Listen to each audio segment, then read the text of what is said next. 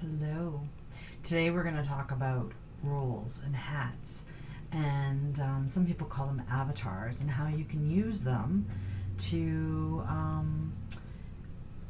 enhance what it is you're trying to do. So, first of all, let's just sort of look at the different hats, and you might notice this wonderful, fabulous hat that I'm wearing. I call this my Mad Hatter hat, and it's a fun hat. It's wild and crazy, and it's useful to me sometimes to think of myself as wearing a Mad Hatter hat when I need to loosen up and have some fun.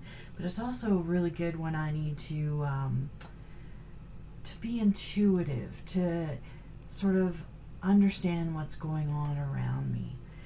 Wearing this hat, though, can get me in trouble because sometimes it can make me foolish. It can make me have the stubborn stupids, as I like to call it, where even though I kind of know that I shouldn't be doing something, I might be wearing this hat and do it anyway because it doesn't make a whole lot of sense. So that's the first hat, I would say, and it's kind of fabulous and I love it. But the Mad Hatter hat. But sometimes we might need to wear a different hat. So let me look at my hat collection, and of course this video is going to make my hairdo stew wild. How about the cowboy? So sometimes you need to wear the cowboy, the cowgirl hat. Cowboys and cowgirls can ride to the rescue. They can be bold and physically strong, wrestling cattle and roping things and tying things down and going after what they need. So this hat can be very useful when you need that sort of bold physical energy and you need to go rescue something. Maybe not the best hat to wear when you're in a business meeting. You're signing some papers at the bank. You don't necessarily want to go in there too bold, too physically energetic and wrestling things. So it's kind of about learning which hat is the right hat to wear in certain circumstances. That's the cowboy. Now, if you may or may not know, I'm Canadian, and we wear toques. Canadian, eh? So toques are kind of nice. They're warm, they're non-confrontational, they're fuzzy, and they're kind of good when you need that sort of bit of comfort and that security, and maybe you want to come off as supportive but willing to have fun and be warm and engaging. So that's the toque. Not strictly for Canadians, but for anyone who needs to feel that warmth and protectiveness and that non-confrontational feeling. That's the toque. Oh, let's see. Let's go to my magic hat. And you'll see this magic hat has stars on it. When I need to feel that I need to think outside the box, that I need to remember that I'm magical and that there's miracles, and I need to have faith that things are going to work out, and I need to tap into that inner wisdom. Sometimes this is the right hat for me to wear, and it's a good hat for those sorts of circumstances, but not necessarily the right hat to wear everywhere either. Sometimes it's a little too outside the box. So if I was trying to get people to listen to me and think of me as an authority on a subject, unless it was something magic related, probably not going to work so well. So just sort of thinking about that. And while we're thinking about that, there's hats that I don't necessarily have here. That might be hats that you might be wearing in your life. Maybe it's a nurse's hat, where you're in there and you're helping and you're taking care of people and you're mending wounds and you're looking after everything, and that's a really helpful hat in circumstances where it's appropriate. But it might not come off so good if you're in in this different situation where maybe you need to be more of more bold, outgoing, and things, and you're sitting there going, oh no, don't go doing that because you might get hurt. Here, let me bandage that, let me take care of this for you. But it might be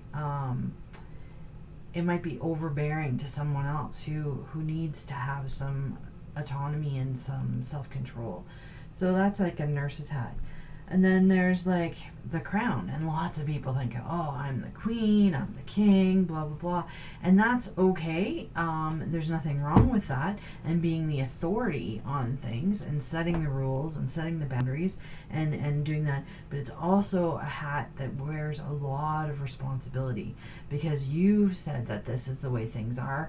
That means you're the one who's making the rules and making the boundaries, and that means you're also the one who has to pay the consequence and be the one who bears the responsibility for those choices and stuff. And so when you're wearing a crown, there's places where your crown is appropriate, and there's places where maybe the crown isn't the right hat to wear in that circumstance. Because the crown makes the rules, you got the police person or a police hat that is the enforcer of the rules. They are sort of an authority. They're also there to help, but they're sort of policing things, making sure that there's some control, that there's things, and that can be very helpful at times, but also maybe not the best hat to wear. Say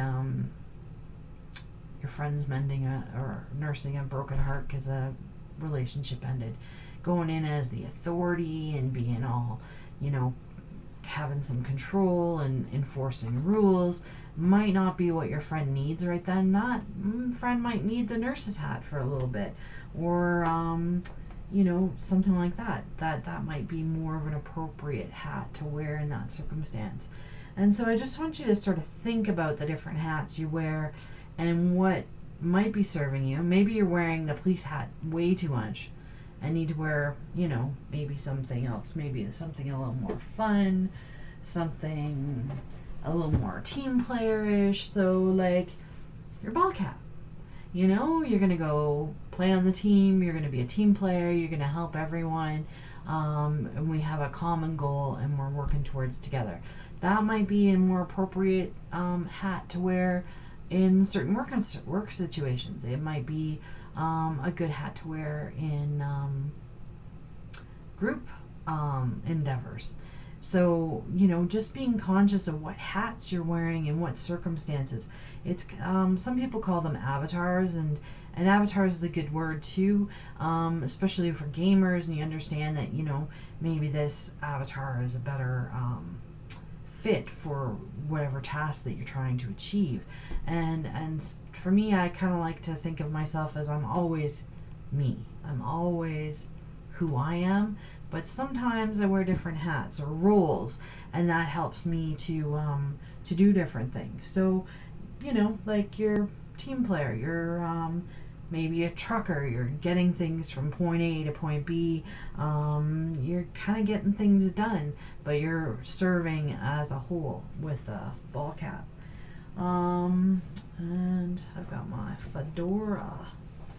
I like my fedora when I'm feeling a little smooth and jazz, but also when I need to think and problem solve.